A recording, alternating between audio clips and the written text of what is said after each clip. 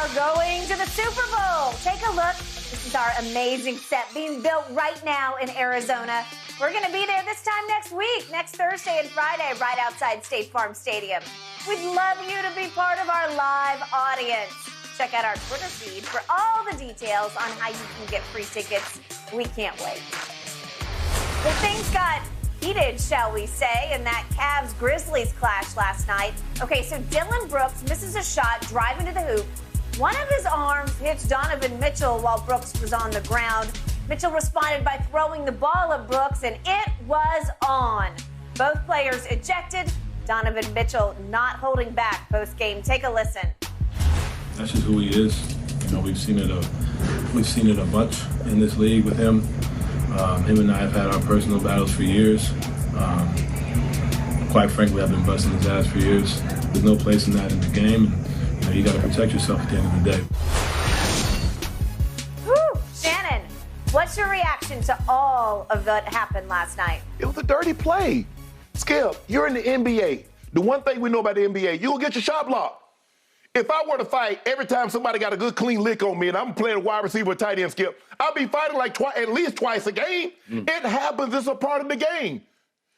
He gets his shot blocked and he looks, Skip, he looks and swings his hand. And he said, well, he didn't mean to hit him in his groin. He meant to hit him. Skip, if I meant to hit somebody in the chest and I hit him in the face, I still hit them. Where I hit him at didn't matter if I intentionally hit someone.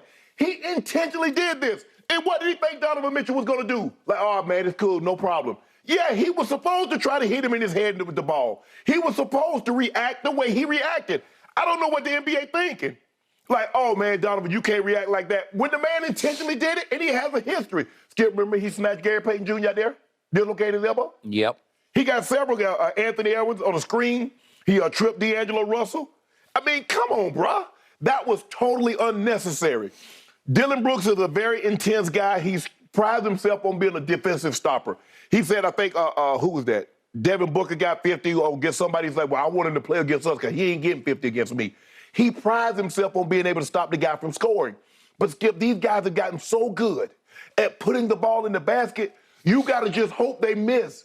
Do you understand? Donovan Mitchell is one of the great scorers in NBA history. He has a 70-point game to prove that. He got a 57-point playoff game to prove that on his resume, Skip. Yep. You remember when they was in the bubble, Skip, and he had like 3 games in the game 7, he had like 50? Yeah, he was averaging like, he and Jamal was going back and forth. Yep. So he's an elite scorer. You just got to hope he misses. But you can't go to this level, Skip. He intentionally hit the man. I'm not saying he meant to hit him in his groin, but that doesn't matter. Intent only matters to him. Because guess what? He still hit Donovan Mitchell in his groin. But it looked pretty obvious. I know he looked back and saw where Donovan Mitchell was and swung his arm back and hit it. He did. And so, yeah, you can't, Skip. And it's all because they've done a lot of talking. Skip, I don't go to every NBA game. But it's hard for me to believe in that. From what I'm hearing from around the league, they do more talking than anybody. And they do more talking and they don't have the victories or the resume to back it up. Ever since Josh said they ain't worried about the West, they've been a 500 team. Ever since he's been talking about their dynasty, they've been a 500 team or below 500. Yeah. The one thing I love about sports, more than anything, Skip, and I'm going to let you have it, you can't talk your way into victories in this game, in sports. Either you do or you don't. All that talking, you still got to play the game. All you did was sell the game or sell the fight. This ain't boxing, Skip. This ain't UFC where you got to sell it. Yeah. We got the game gonna go on regardless. Yeah. Whether you got $1 in ticket sales or you got 100 million. And they doing a lot of talking with not a lot of results to back it up. This was uncalled for, and they need to sit him down for a minimum of 3 games. Pardon me if I just yawn at this, because there's nothing surprising about what Dillon Brooks did last night, because to Donovan's point, he's been doing it for 5 seasons.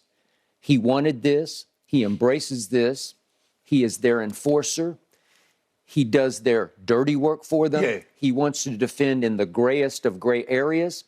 And I believe he is loving the attention he's getting for this because he thinks it enhances his brand on the basketball court of it's somewhat the equivalent of the old hockey goon, the enforcer, because he's got some of that in him. And he is a very physical player. 6'6", goes 230-ish. He's a man's man.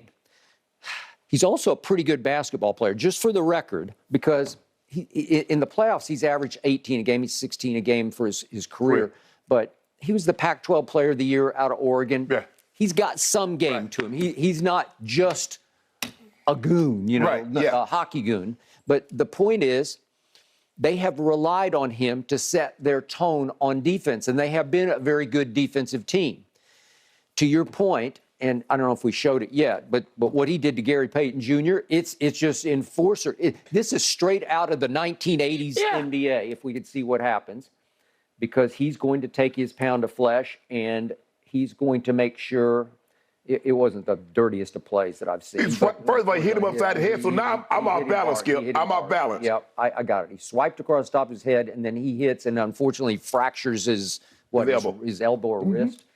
And he was gone. And fortunately, he's back in business now and playing very well in Portland. Okay, so I loved what Donovan said because he framed it exactly right, because he just said, this is just who he is. Duh. Yeah, he is. He sees, we've seen this a bunch in the league. Him and I have had our personal battles for years. Well, they have for years. There's no place for that in the game, says Donovan, but he's trying to make a place for it, because once upon a time in the 80s, trust me, Dylan Brooks would have been just another guy in the 80s. Yes. And Kurt Rambis, I know him, and I think he does have a great basketball mind, but he got glorified for this kind of gray area play, because he was the enforcer for those Lakers teams. And Skip, nobody got thrown out the game when he did that. Remember when Kevin McHale snatched him out there? Was that the '84 finals? Okay. When he snatched him out the sky, nothing happened. That was a common foul. Okay, and then, again, do I think there was intent? I don't know for a fact, but it sure looked like it. He intended to hit him. That's what he does. That's who he is, and it's not just Donovan that he has targeted. He's targeted a whole bunch of players, and they don't like it, and Memphis seems to love it that they don't like it. Right. And I got to hit this before I go deeper on Dylan. So, Ja, and I'm trying so hard to love his game and who he is, but I started in the first round against the T-Wolves last year. You want to talk about talking without having done nothing. and they win one game, and Josh talking like they just won the championship. And I'm saying, no, you're a great young player, and you could have, obviously, a Hall of Fame career. Right. You got to turn it down a little bit until you start to prove it. If you can go beat Golden State. Because I think didn't they lose game one? Yeah. And they won game two, and then I don't want y'all, don't come back. I don't want you over here. Don't you come back to me on this. Okay. So here's his quote after the game. He is standing beside Dylan Brooks, defending him, and obviously Dylan Brooks isn't going to respond because he never responds to anything. Right. And he takes pride in saying, I don't read anything, I don't watch any shows, I don't even know I don't know anybody. Right? Okay. So here's Ja after the game. He says, anything when it comes to negative about the Grizzlies, we normally, we know, we get the punishment. It ain't the same.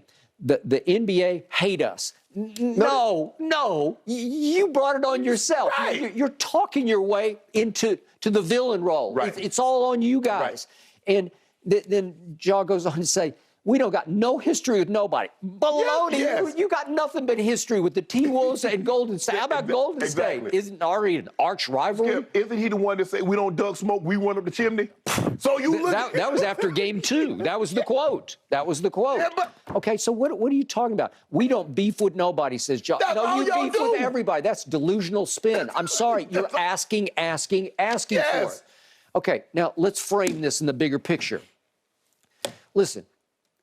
Chris Paul III, I don't care what anybody says, he has gone below the belt on people since he was in college. Yes. And it's almost like he's got one screw loose. Yeah. But he gets something of a pass because he's a good guy, and he's been the president of the Players Association I think the State Farm commercials have helped him. Okay, you know what? And maybe it's his alter ego, Cliff Paul, or something. You think, well, he's got a good guy inside him or something? Plus, he's the average height of American male. He's 6 feet so tall. you're right. Okay, I got it. But trust me, he's gone way worse than Dylan went on Donovan last night. Way worse, because he's done bald fist below to the man region. Yes. And then how about